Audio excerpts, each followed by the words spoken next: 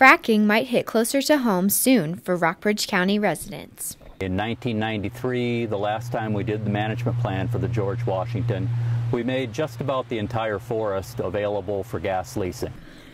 Ken Landgraf serves as planning staff officer for the U.S. Forest Service.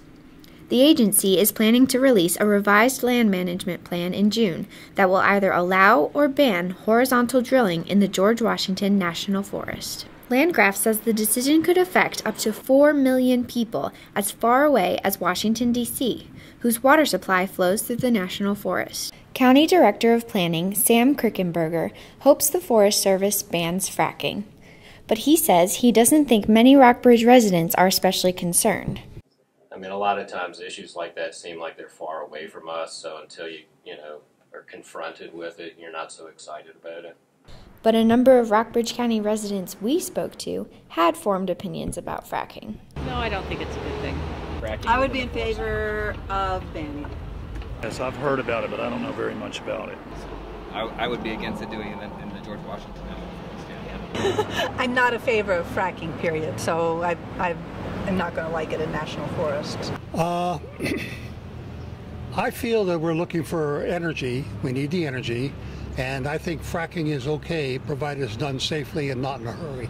I need to know what chemicals are involved, what process is involved, where the water comes from, what type of energy is used as a whole in order to do this type drilling. I don't necessarily agree with a lot of industrial disruption within areas that are designated as national forests, but I think I'm pro fracking as a whole, though. First reaction is no, I don't really like the idea, but I know they're trying to provide more energy in this country rather than going overseas for energy, but I don't know.